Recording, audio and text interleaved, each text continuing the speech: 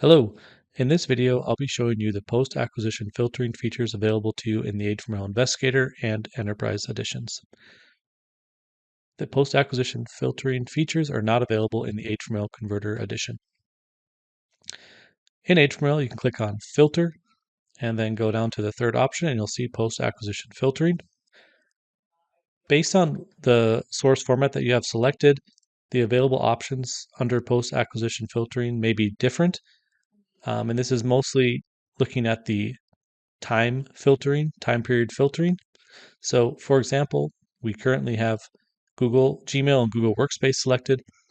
And so the date selection filtering is actually under the native pre-acquisition filtering section. And that's because it's much faster to use the native pre-acquisition filtering if you have a date range. So we have that option under this native pre-acquisition filtering section. But if, for example, we go up to source and we select a different format such as EML files, you'll then see under the post-acquisition filtering, under the basic search, you have the time period filtering available to you as well. So looking at this now, we'll see that we have two options. We have the basic search and the search query options. Under basic search, you have some simple options like skipping duplicates, skipping unpurged mail. You have the time period available. So if you want to say look for emails from 2022 to 2023, you just add those in. Of course, you can add months and days as well to be more specific if needed. And then the next option after that is the search list. With the search list option, you can either add a new search list or you can always edit an existing list. I do have a list here that I have created, and I'll just quickly show that to you. Here's the search list that I have created. As you can see, it says Fuchs or Aid4Mail or email within 4 words of mailbox or money transfer and bank or dog.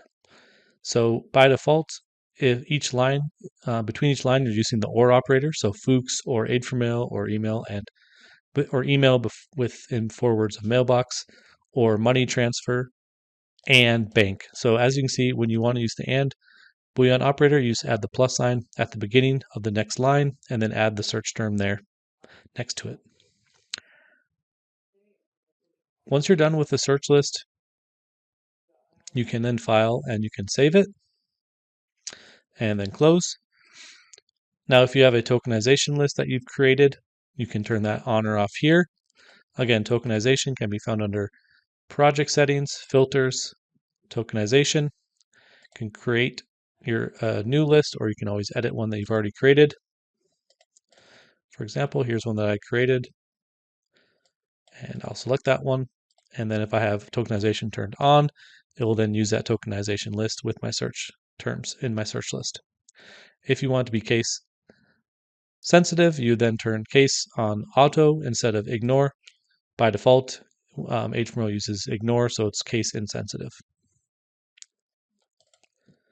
So next, we'll look at the search query option under post-acquisition filtering. As you can see, it automatically added the date filtering that I had entered in the basic search. I'm not going to be using that in my example, so I'm just going to delete that. So basically, the search query option allows you to create your own search query using Boolean operators. If we take the same example that I used in my search list, that maybe will make it a bit easier for you to see how you can create a search query. So here we go. We have Fuchs or Aid4Mail or email within 4 words of mailbox or money transfer. Oops, we'll put that as uppercase. It's easier to read. Or money transfer and bank or dog. As you can see, it's very important that when creating a search query, if your search term has a space in it, like money transfer, you do have to have the search term in quotes. So any search terms that do not have any spaces, you do not have to have them in quotes when you're using the search query option. But if there's a space, you do have to have the quotes around it. And that is different from the search list, where each line is its own search term, and you do not need to have quotes around search terms that have spaces. Now, with the search query, we also have what we call the assistant.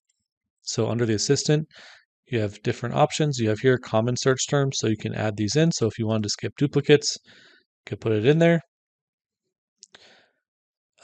We also have all of our search operators that are available to you inside the assistant. So if you had wanted to search for emails from a certain email address, you could use one of the sender recipient search operators. One of the most common ones is participants. So anyone in the from, to, CC, or BCC fields.